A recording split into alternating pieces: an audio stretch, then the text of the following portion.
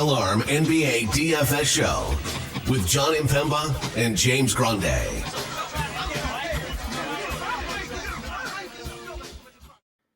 What is going on, FA Nation? Jon Impemba here with James Grande. This is the Fantasy Alarm NBA DFS Playbook Preview Show. That's right, we are back. The NBA All-Star break is over, and we get welcomed here with a 10-game main slate here over on DraftKings for Thursday. James, did you enjoy your, what do we have, like 5 or so days off here? 7, right? 7 Thursday days? Thursday to Thursday? Thursday? Wasn't it Thursday last night? So. I guess so. Yeah, that's fine. That works. That math works. The math is mathing. 6 days. 6 right? days. Yeah. 6 days. Yeah, good 6-day break. Get the mental reset. I know I always find it interesting that the second half of the year is like significantly shorter. Like it's not a half. Like this isn't a half. It's just we have like a quarter of the season left. There's like 20 games for teams left. Yeah. This is not a half. We had a break. They took a break. Yeah, they took a break. Now they need obviously help fixing All-Star Weekend. That's obviously the talking point of many. We don't stop having the game. Just do skill. There's a chance that we could do something different. I saw some interesting takes on losing team has to pay the winning team like some form of money. I think that would be fun. Well, you saw the report. The other report that came out was that the players want to start being paid to participate in the NBA All-Star game. That's tough. That's very. Which I think is a little ridiculous. The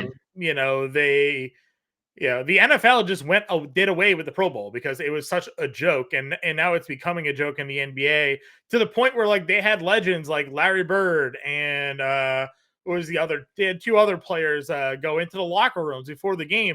Oscar Robertson, and whoever it was, right? They had a couple of legends. I know Larry Bird was one of them because he was outspoken about it, being like, "Take this game seriously, be competitive." And they were comparing, the All-Star games of the early 2000s and 90s where you had Michael Jordan, you had Kobe Bryant. The final score of those games was like 99 to 100. There was fouls, like there was a game being played.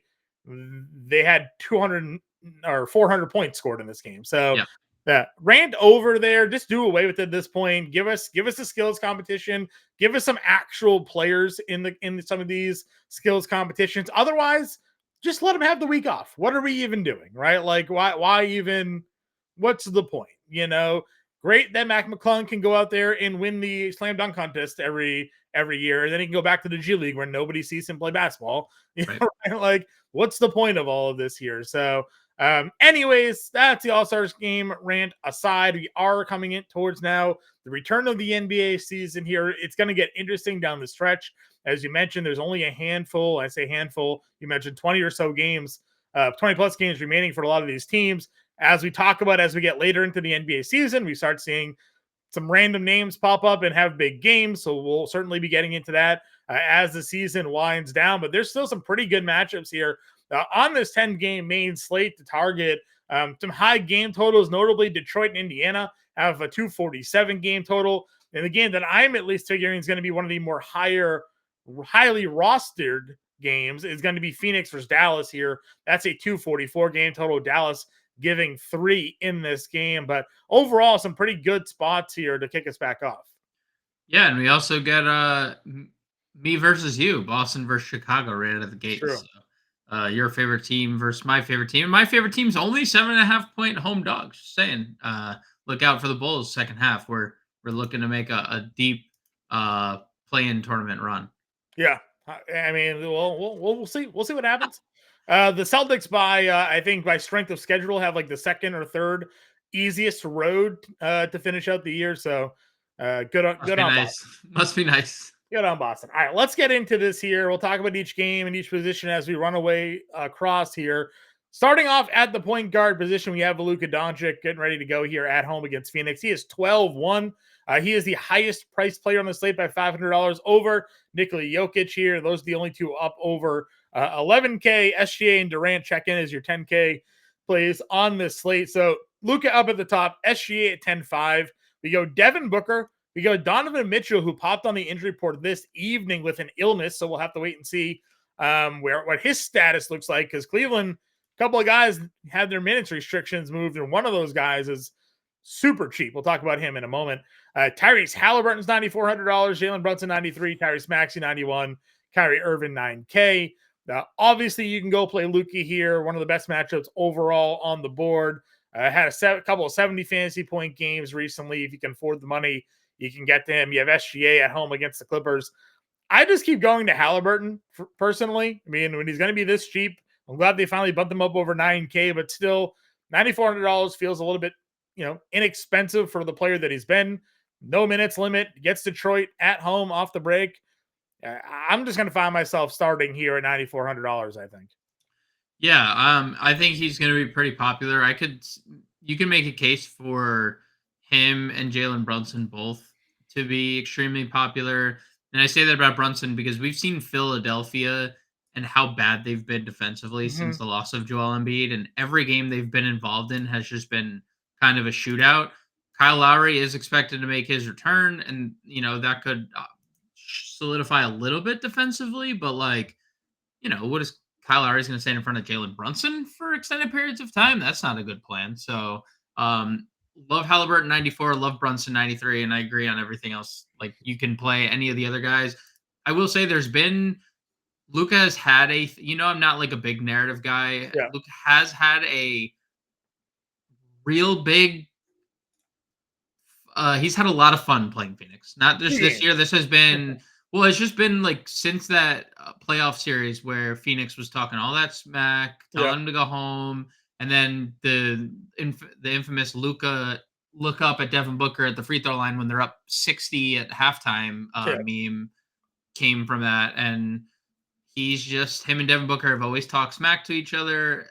I guess prior to this year, because there was that clip where Devin Booker congratulated Luka on the birth of his, I think of his daughter.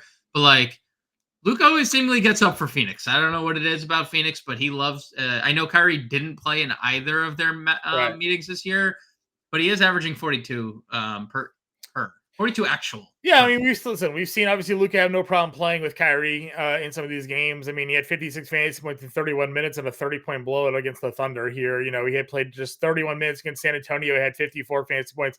If these games are competitive like that Wizards game was out of nowhere, 26, 11, and 15 is well within the range of outcomes. Right.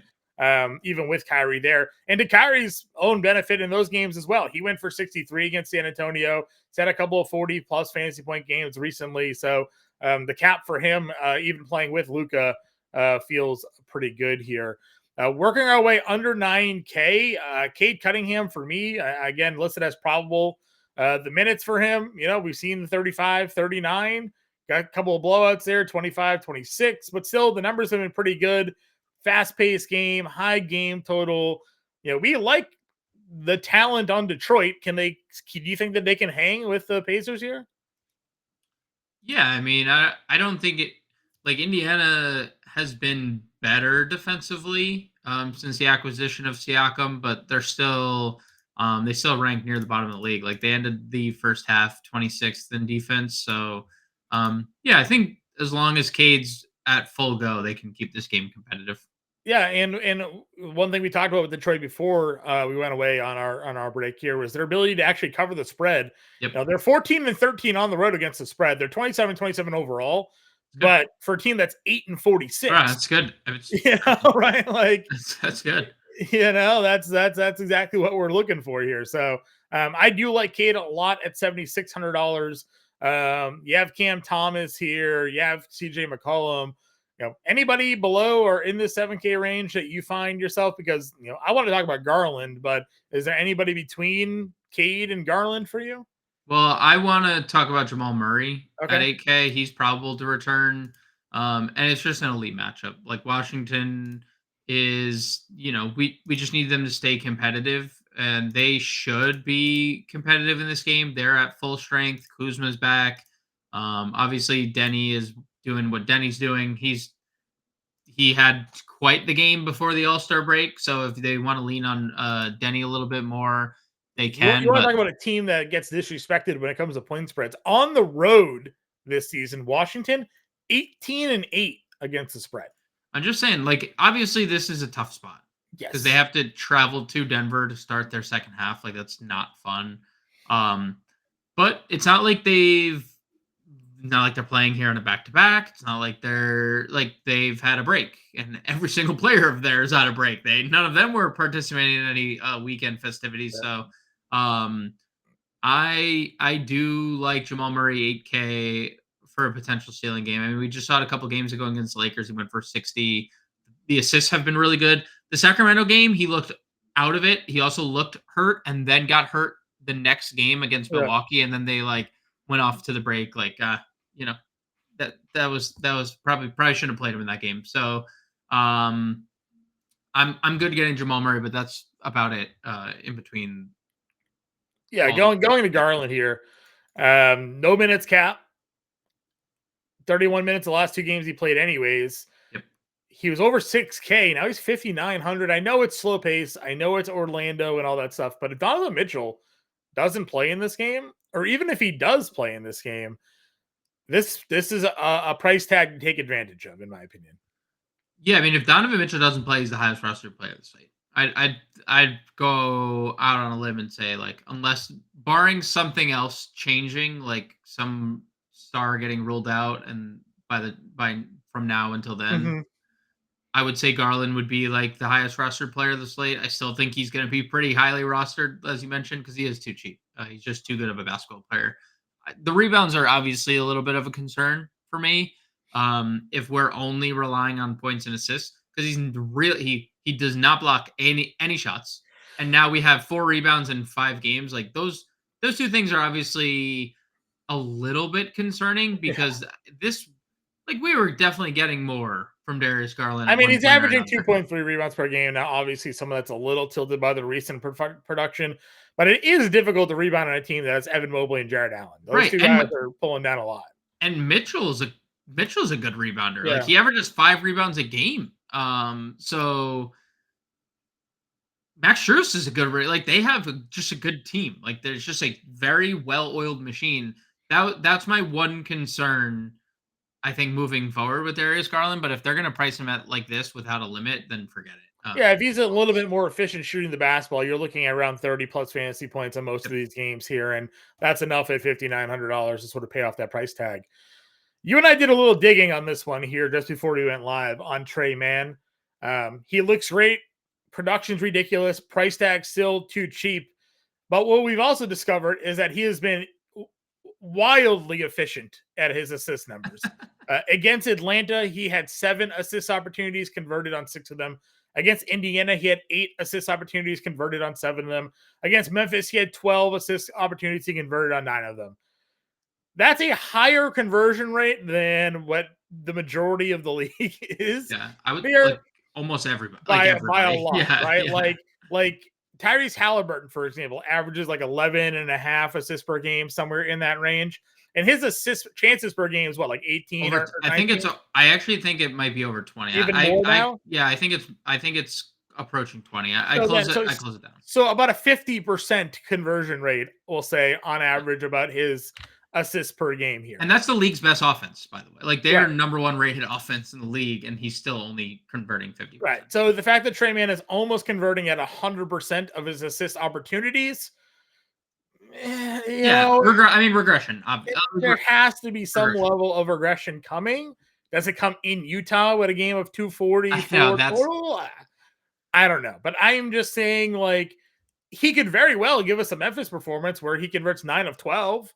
Or maybe he gets more opportunities to dish out some assists. But just know that he's been very efficient with the assists. And then you factor in the 8 rebounds, 9 rebounds against Atlanta and Indiana. Now, Atlanta, Indiana, Utah, they're kind of what we've looked at targeted matchups all season long in terms of high total, high game pace. So maybe those trends continue here. But, just also be known that we're expecting maybe some come down a little bit here from Trey Mann. I wonder, you brought it up. It feels, and I just looked it up, Halliburton officially at 19.5 potential assists per game this year. So, a little bit more than 50%. A little bit more, but he's the best guy in the league at it. He's the best guy in the league. Trey Mann potential rebounds per game is just under 12. So, Also been pretty good the last 2 games, obviously, Mhm. like running really good. I will say this. You you hedged a little bit because you were like, well, and I don't disagree because this is a hedge situation because it's the same matchup the Right. third time in a row. And Basically. it's a great spot. Utah has really fallen off from where they were a couple, I would say probably like a month ago at this time. They've changed their starting lineup. They went to a rookie starting point guard You know what who's that run for obviously Utah was that we talked about it. They had like 10 straight home games. right. They did. They did. But this is essentially like pace up spot for Charlotte, check. Bottom 10 defense, check. Like, Mhm. and he didn't shoot the ball particularly well in those first 2 games, and then didn't miss in game number 3, especially from 3. So like where the assists may fall, the rebounds potential seems like they're gonna remain, and the points can remain too. So I still think Trey Man's a really good play at 5,500. I agree that the potential assist could fall off, Could. but like that seems more likely after Utah. Like Yeah. Utah feels like a spot where the luck could Unless they face the continue. Wizards next, you know? Yes, unless yes, and not knowing what the schedule is before before I speak on it. I'll Yeah, confirm right now. Hold on. Let's see. okay, because Are that they would playing the Wizards tomorrow? Charlotte is playing Golden State. So, I mean, still a pretty good spot. still So, pretty good spot. so Listen, I'm still gonna play some Trey Man. I'm not definitely not telling you don't play Trey Man. Just know that we do the due diligence here. We looked into the right, numbers and I was like, hey, like those assists are nice. Like, what are his assist chances per game? And I'm like, oh, right, he's basically not missing. He's right. basically converting on every assist opportunity that he gets there. So just keep that in mind as you kind of work your way through this. Any other guards in this 6K under range for you? I mean, I kind of like Ben Simmons at 5,600. I wish he still had multi-position eligibility, but I do like the minutes getting up to where they were at 24. And, now Simmons has had over a week after playing 24 minutes. So if there was any ailments or any aching feeling, obviously that will have passed, or we'd hope. Yeah. But new coach, we haven't talked about it, but Jack Vaughn's been fired since the last time that Mhm. we've done this recording, which I don't think surprised anyone really. Very Jack Vaughn's a very positive, uplifting person, but he had no control over this basketball No, team. team did not like him. So But like you look at Simmons on a per minute basis since returning, he's been really good. I mean, yeah. 24 fantasy points in 24 minutes, 32 fantasy points in 22 minutes, 11, Cleveland gets a pass, but 20 minutes, 30, almost 32 fantasy points against Dallas. Like really good spot against Toronto. I could see like similar minutes, but I could also see a scenario where it's like in a 24 to 28-minute range. And if you get Yeah. the upwards to 28, I think Ben Simmons is more of like a mid 6K player than he is Yeah. a mid 5K player. No arguments here. I definitely worry or wonder if they will stretch him out because as soon as they do, it feels like this dude just No, he just gets breaks hurt down. again right Yeah. away. So we'll see how that one plays out. You have your Bulls guards here: Caruso, DeSumo, Alec Burks is $5,200. Count George. Yeah. I mean, that's who, yeah. Let's all this gets Why accounted did he George. not get a price boost? 33 actual in that game against Golden State. We weren't the Um, only ones with a break, John. We were. Yeah. I mean, listen, they moved some guys, but I mean, he's in the starting lineup over 30 minutes in 3 of the last 4. Obviously, had the 41 minutes against Golden State in that game. 9 of 16 from 3. I mean, listen, the big problem we had with Count George when he entered the league was he couldn't shoot.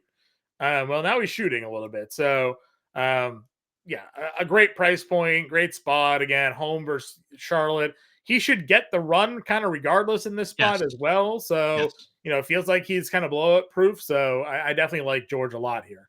Yeah. I mean, the Golden State game, they lose by, over Only lost by 3 20. in that one, yeah.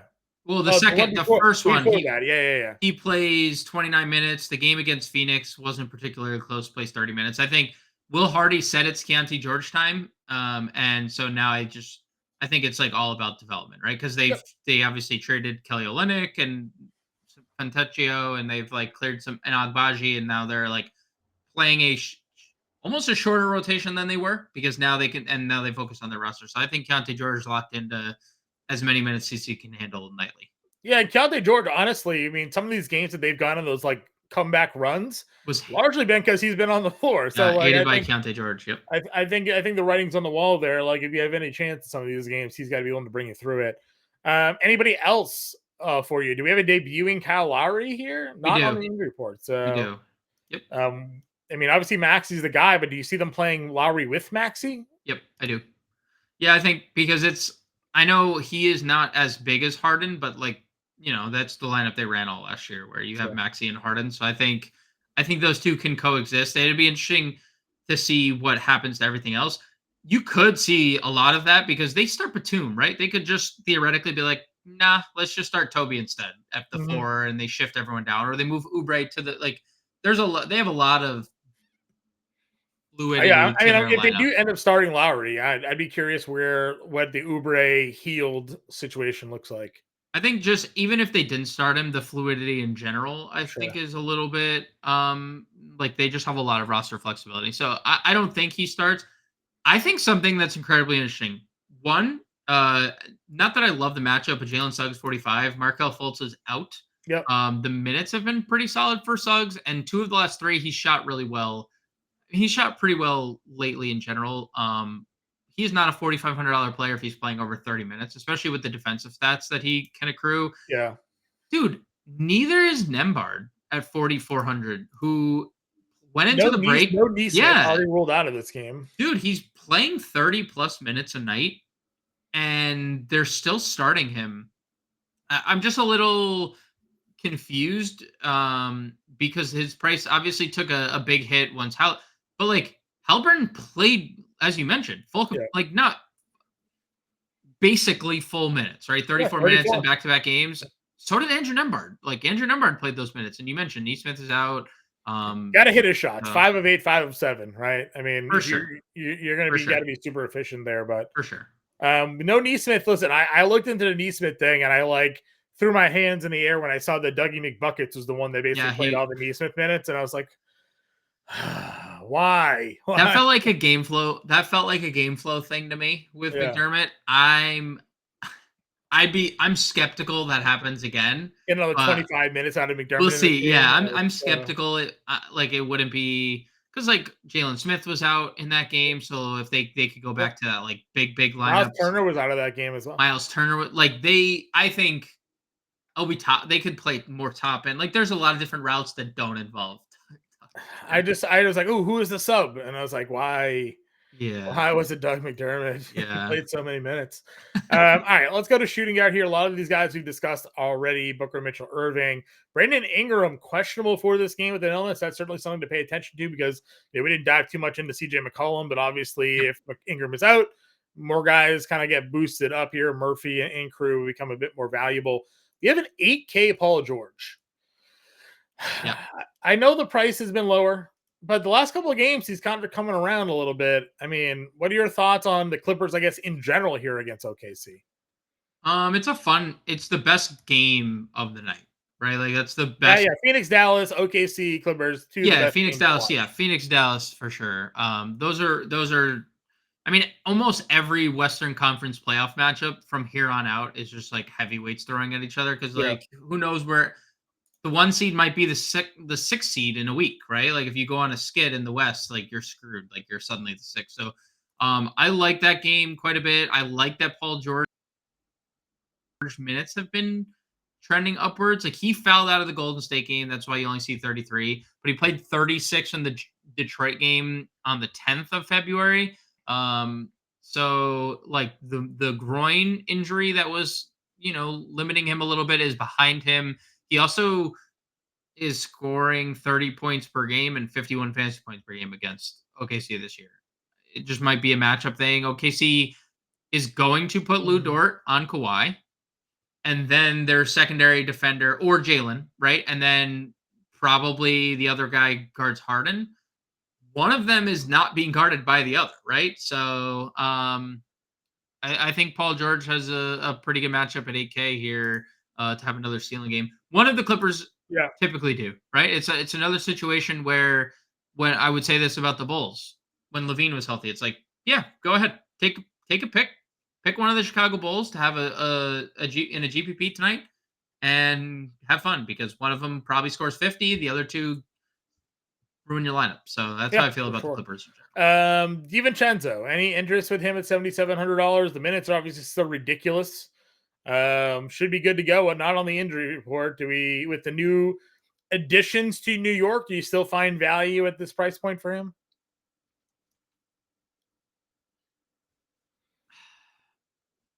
It's a good spot. Still shooting a ton, taking a lot of threes. Yeah. I don't know. I'm a little assignment could be Buddy Hield, in this game.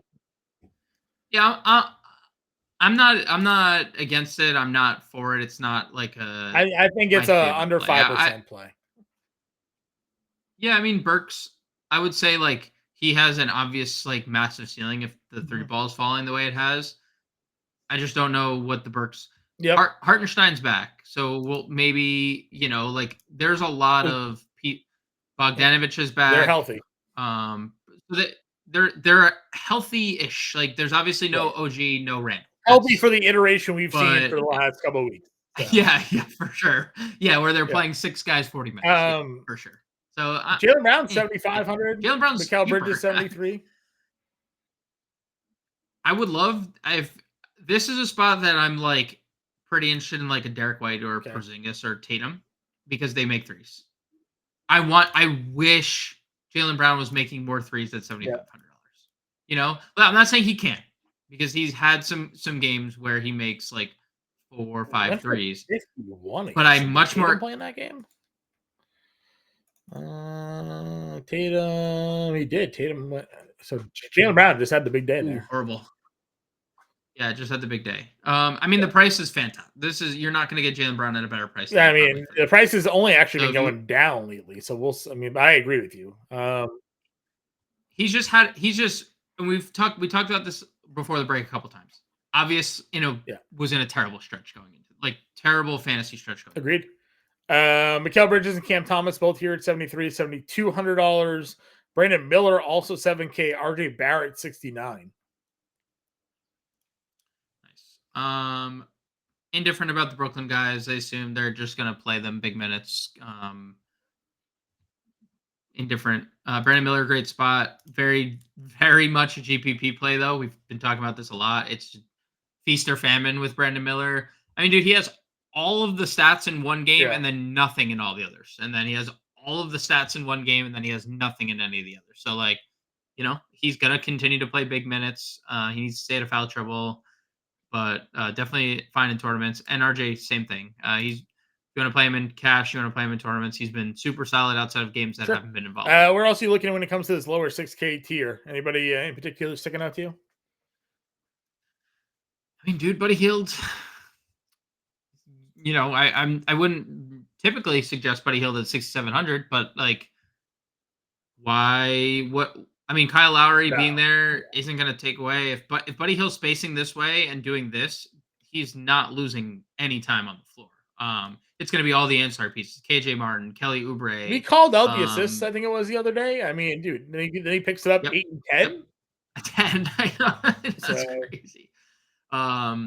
Like, it's obviously not a good spot, but like, if this is going to continue to be, Cleveland wasn't a good spot. Neither was Cleveland. I know. Neither was Cleveland. And Miami, they only scored 104 points and he had 22 and 10. So it just seems like this is a match made in heaven, shooting guard, small forward. So Buddy Hield for sure. Derek White, if he makes shots, which again, big shot maker. So many like big time multi-3 games. This is the spot to have that multi-3 game against Chicago. Only took 3 threes against them the first time, but hey, made 2 of them. Shocker, because that's the Bulls' 3-point defense is atrocious. So, and then you have the Utah guys, which I think both are like Sexton. You're only going to see Sexton play 34 minutes if he's doing what he was doing the other night. Because like him and Keontae George both were just going nuclear. And like, what is Will Hardy? We've talked about it. He plays guys off field. If that's the field, Sexton was 12 to 13 from the line. If he's going to get to the line like that, then they're going to just keep, keep going at him. So yeah, no, I'm with you there. Under 6K, I mean, if there's no Bradley Beal, there's Grayson Allen, Eric Gordon. Both of those guys are going to certainly have some extra value. We've seen it when those guys are out, before. You have your Bulls down here as well. You mentioned Burks. Anybody in particular you're targeting here? Not really. I would say like Clarkson in tournaments, the Phoenix guys you mentioned, they're both fine. Jordan Poole was really good in that last game before the break. I know there was no Kuzma, but shout out Jordan Poole and all my best ball shares that he's thinking all the teams on. So shout out to you. Hopefully you have a big second half.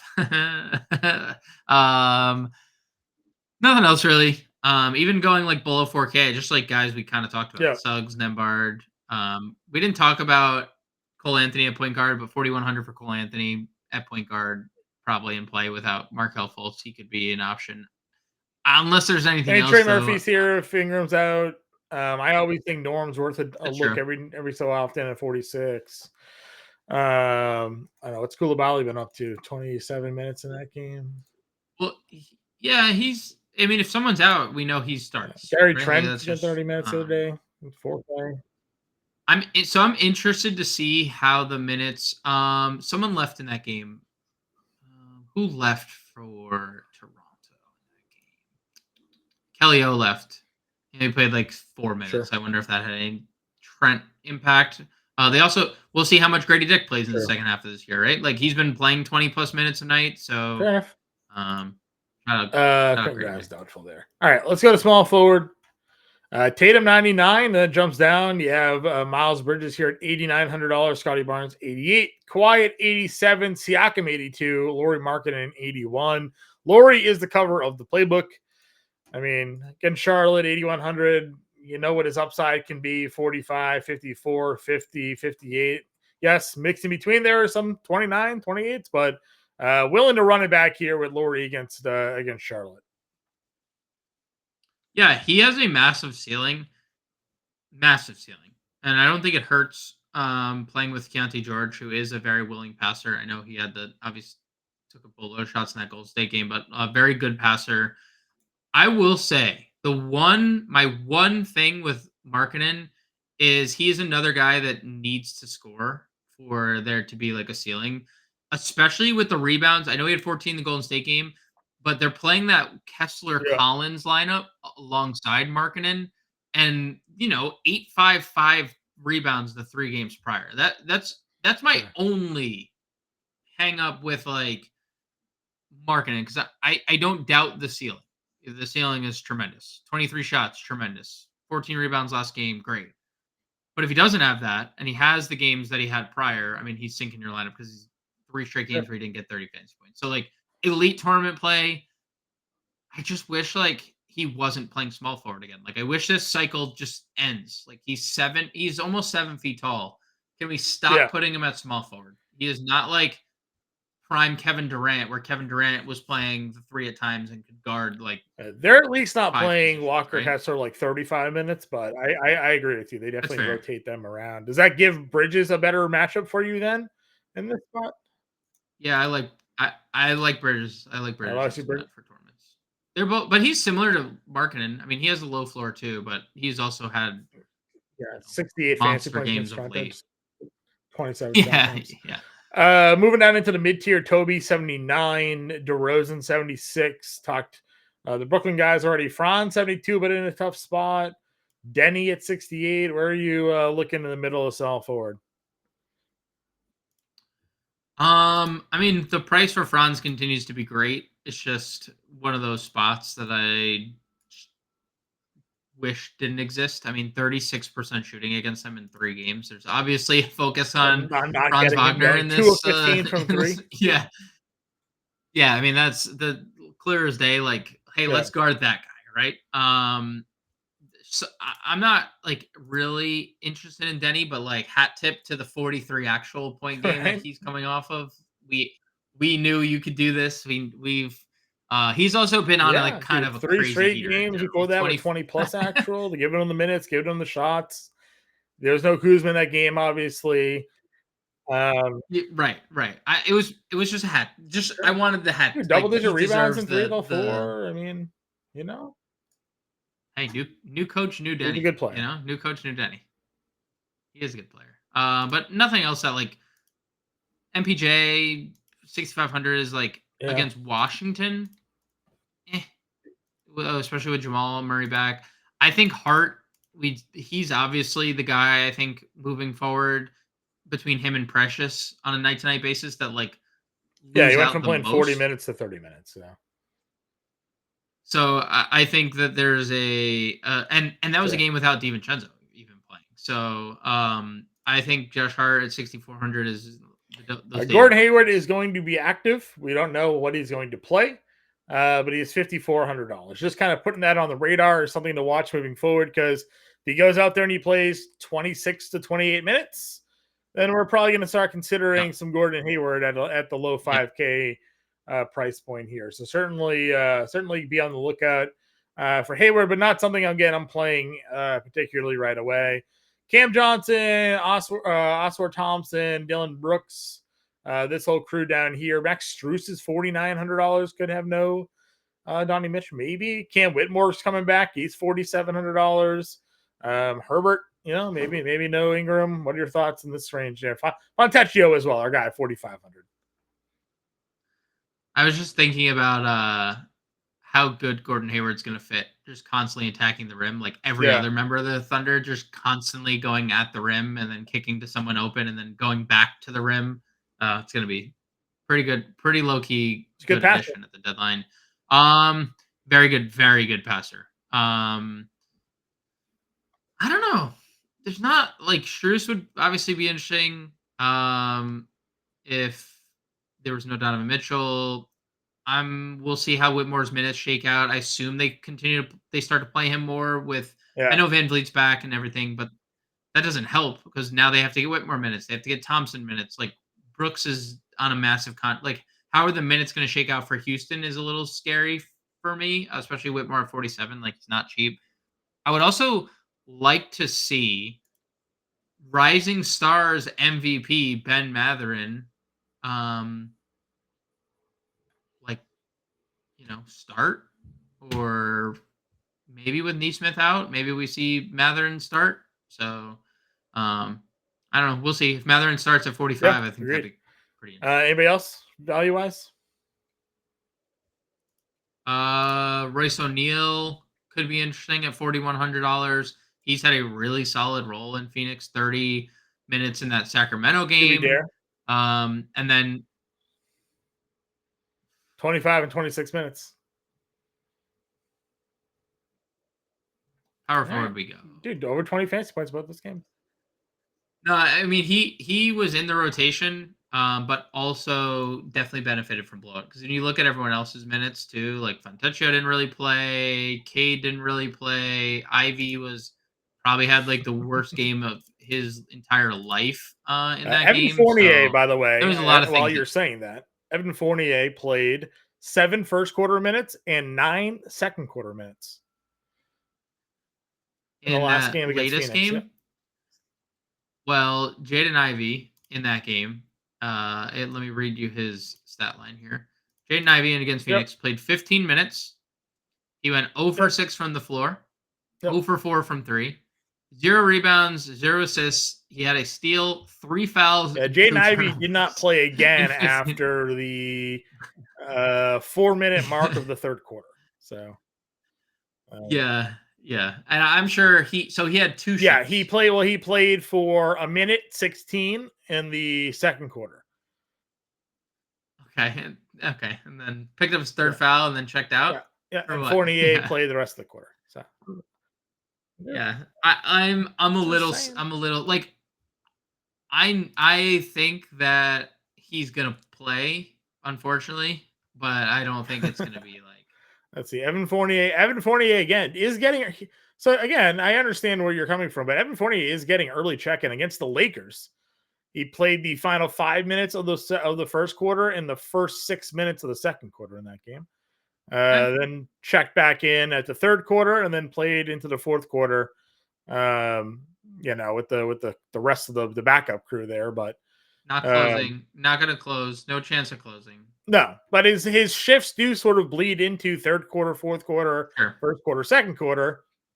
I don't know. Just only mention him because he's under 4K. Power forward to go, as you mentioned. Kevin Durant is here at 10K. Loving some KD in this matchup, especially if there's no Bradley Beal. We know what his upside can be. He's a much better player than a 38% shooter and a 1 for 7 from 3. So I'm not going to even hold that really against him. His prior production against Dallas, such a great spot for him there. Then a lot of guys we have touched on already. Banchero, Siakam, Kawhi. Zion is $7,800. Kind of interesting there against Houston. Zinger 77. What are your thoughts in this mid-tier range? Zion's been pretty awesome.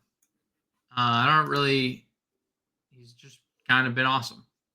And the minutes are as good as they've ever been.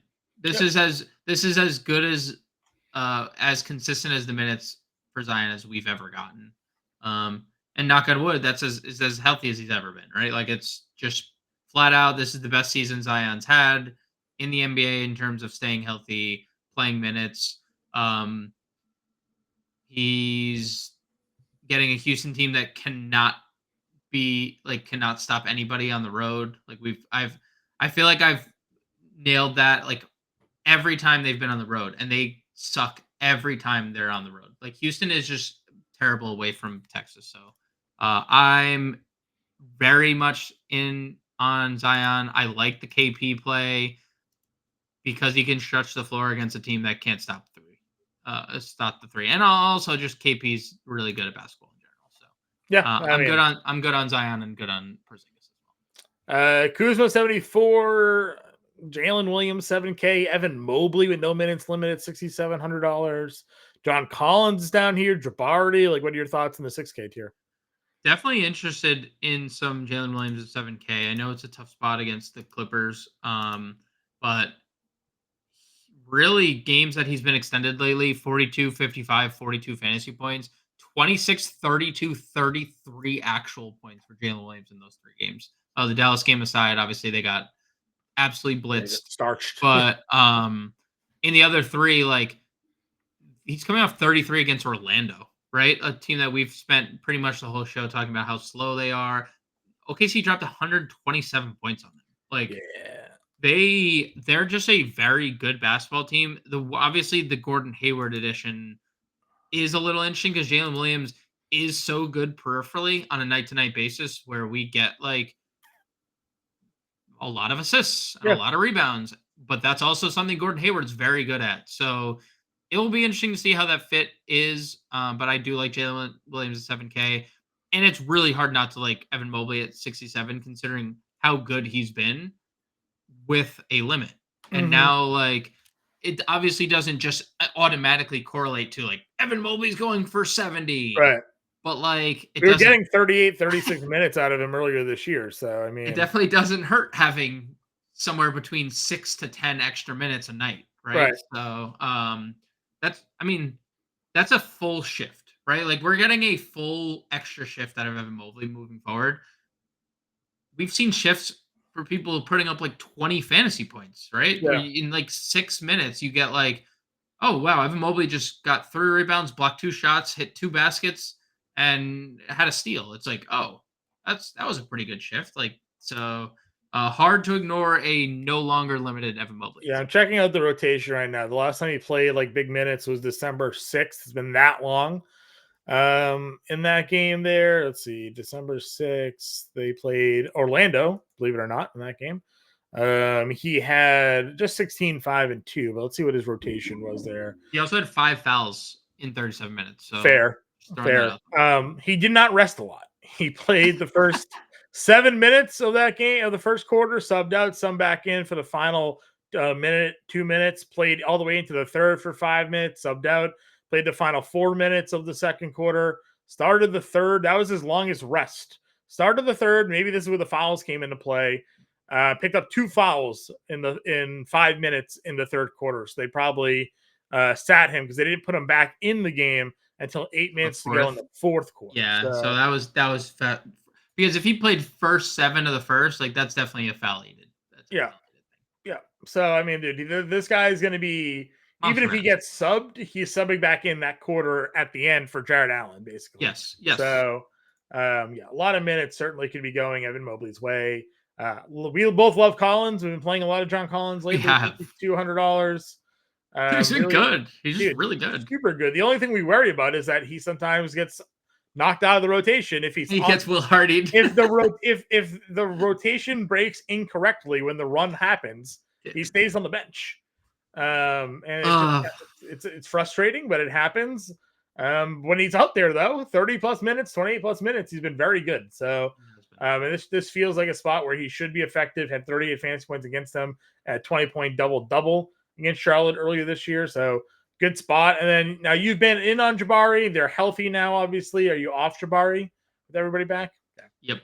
I am full, like almost full fade if it doesn't start, if the guy's name doesn't start with an A and L or first name doesn't start with an A and the last name doesn't start with an S. Okay. I don't have much else interest in fully healthy Houston team. Sure. Under 5K for power forward. Kelly O, no injury designation here at 47. Yep. Grant Williams, 45. Fontecchio, 45. Kispert is 44. Dude, Charlotte's 3-0 in the Grant Williams era. That's all I'm saying. This is his team. He wants to know. He wants you to know about it. You saw the reports out during the All-Star break. He got dealt because they were tired of his yapping in Dallas. Yeah, I heard. Yeah, you said it on this show that he was trying to be Draymond without the accolades. Correct. And that has always felt they're smaller front court players that aren't very good offensively and are known for like hard-nosed defense, right? And like Grant's actually a better 3-point shooter than Draymond's ever been, but Except this year, Draymond's actually been super weirdly good. Like 5 threes the other day? He's been super weirdly good this year, making shots. But I said it in the Atlanta game. I was like, I did the show with Terrell on that slate, and I was like, I know what we're saying. That we're like suggesting Grant Williams, and I know he's coming off the bench, like he's not starting. But he's closing. He's closed every game that he's been in Charlotte. And he's been, dude, the shot attempts are up. The rebounds are good. The assists are good. He's, what is there not to like? And it's Utah, right? Yeah. It's this could be a game. Now, I recorded the podcast with you, the preview show for that Friday slate. We talked about Atlanta, and they were going Bruno Fernando and maybe going smaller, and we felt like that was good for Grant Williams. Yep. Grant Williams could be a reason Walker Kessler doesn't see a lot of minutes in this game. It's true. And you could see more John Collins or helps marking out a little bit. So, I'm with you. I mean, 32, 31, 27 minutes, double-digit shot attempts in all those games. He was never getting double-digit shot attempts playing with Luka and Kyrie. It just wasn't. There's not enough shots to go around. And Tatum Brown before that, like everyone. Right. And if he tried to shoot, they yelled at him because I'm with you there. I think Grant's kind of an interesting play at $4,500. They aren't really moving the price tag on him, so he's there. I mentioned Kelly O. I wasn't trying to skip over him. I mean, dude, he got hurt, but before that, 22, 21, and he gave you 30 plus fantasy points in both of those games. So we certainly like him. And then our guy Fontecchio, victim of some blowouts, but dude, 7 of 15 and 8 of 19 in those 2 of the 3 games for him lately with Detroit. Definitely can get it going there. The Lakers game was so tilting because we had the whole Discord bumping with late night exposure to Fontecchio, and including myself. And like, it was he had like no fantasy points going into half. I think he had negative fantasy points, he scored and grabbed the rebound like right before half. I was like, we're in the positive. We're live. We're not going to have a Duncan Robinson -5 game today. Yeah. But yeah, I mean, as long as if he's making shots and spacing the floor, they moved him into the starting lineup. So they can't keep playing Muscala. So here's the caveat. What if Isaiah Stewart plays? What happens? Does Asor go to the bench? Because can you trade for Fontecchio, call him a core piece of your building block, and then not play him? Yeah, but like, to be fair, they paid Isaiah Stewart for some reason. Yeah. They obviously aren't going to move Jalen Duren out of the starting lineup. They've already committed Monty Williams said they're playing James Wiseman off the bench. They're like, yeah, we're playing this dude. He's like, we're not just playing him to play him. Like, we want him to be. They also traded for Fontecchio, drafted Osor in the lottery, drafted Ivy the year before that, Cade the year. Like, all I'm saying is, like, the Stewart piece muddies things up a little bit because I don't know if, like, I don't think Fontecchio goes to the bench in that because they would have. I mean, I know Stewart can make a three, but like, Fontecchio moving to the 3 actually makes probably more sense. It might help him out a little bit. And Thompson going to the bench, or do you think they just bring Stewart off the bench? No, I think Thompson might go to the bench because I don't think you can start Stewart. I thought Thompson wasn't in the rotation for a while, right? Like, he's only playing, I think, because of their lack of depth at the moment. So, and he hasn't really done a ton to like earn his continued playing time. So, we'll see. But I can see that happening there. And then you keep going hot and cold with Kispert against the Pelicans. 37. So. Dude. Oh, dude, he isn't so good. He was really good, and then you played him, and he had 8. No, I picked him in the Boston. It was the Boston game, and I was like interested in Kispert because he was coming off a couple of games. I did suggest him again in the Philly game, and he definitely didn't. He definitely had a bad game. I think it's clear. If he's hitting his shots, they let him play. If he's not hitting him shots, he plays it. So. Very much so. I mean, even in the Boston game, he plays 24 minutes. He had 24, 6, and 4. They were like, all right, dude, like, we don't want to win this game. Like, you got to a late start there. Yeah. Anybody else down here for you? No, I will say no Torrey Craig for the Bulls. That pretty much solidifies the Io Caruso minutes. I know you mentioned the Bulls, but I just kind of forgot that Torrey Craig was, because he had come back and he started one of the games, and then they also started Drummond. Yeah, Patrick Williams and Craig both hurt. So. Yeah, Patrick Williams and Craig both hurt, so like solidified the guard room for them. Our guy got 25 minutes for one game, and then just back-to-backs though. The back-to-backs, they've limited him on the back-to-backs pretty much throughout. At least one of them. I would say this game out of the break is the tell-all for John Isaac. If he plays 20 minutes, it's smooth sailing from here. They could use his size against Mobley they could. And then Toppin's down here at 37. I mean, yeah, I think Toppin is a pretty good value. If Jalen Smith is out again, I think Toppin's good at 37. Smith is currently questionable for this game. That would solidify his minutes too, like even more, because then they'd no Naismith, no Smith. Yeah, they have to go Isaiah Jackson at the backup 5, and then you just have Toppin floating around the forward positions. Yeah. All right, let's go to center. The Joker is up here at 11-6 against Washington. It is obviously a great spot for him. Don't need to tell you why. It just is. He got 78 against them in that first game. So pretty bad. Yep. Yeah. You can run it out if you want to run it there. Şengün against the Pelicans. I don't know how you feel about that spot. I think we've gone to that well before. 47 fantasy points for him. I feel like the last time though was a terrible game for him. Yeah, 34. Yep. Yeah, 34. So he's averaging 47 in 3 games with a 34. With a 34. So you figure out if you want to go back to that well, just know what the it's 67 the game prior. Mm-hmm. He had 37 actual. Yeah. Pelicans on the road though. We know that's a no. I'm not saying I'm not like he's in my player pool in tournaments. If I'm like max entering something, I'd play Şengün just because of ceiling. I really like Jalen Duren in this matchup. I know it's gonna though, but it's such a good spot for him. It should be such a good spot for him. Play him in tournaments. If you play him in cash, don't watch our show ever again. Yeah, well, yeah. I'm just kidding. No, please watch our show for sure. We appreciate everyone that like the show. If you haven't like the show, subscribe to the channel if you haven't done that. To the channel. 6K subs. That all of you. Thanks to you guys. Sure, we hit over the 6K sub mark this year. Definitely appreciate all of you who've been supporting us for this one. Patrick Reed 59. Gafford playing. Still not Patrick Reed. He's still the golfer. I know the golf tournament kicks off tomorrow, John. I know Mexican Open. I don't know if Patrick Reed's in the player pool, he's but not. He plays for Live. He's in the Live golf tour now. So. Okay. Former. I think Patrick Reed won the Masters, or he definitely has a green jacket. Yeah, definitely has a green jacket. But Paul Reed, 39 minutes in the game prior to the break. Dude, let Paul Reed play big minutes and he just goes off. Great spot for him in this one. Hartenstein plays around the rim. Jericho Sims plays around the rim. Like doesn't need. This is not a spot Paul Reed gets taken off the floor. Agreed. Need to, because you have the bigs there. Nick Richards 56. He's losing time to Grant. Grant's closing over him. Bagley 53. Yes, sir. Not worried about the matchup for him. I'm a little worried.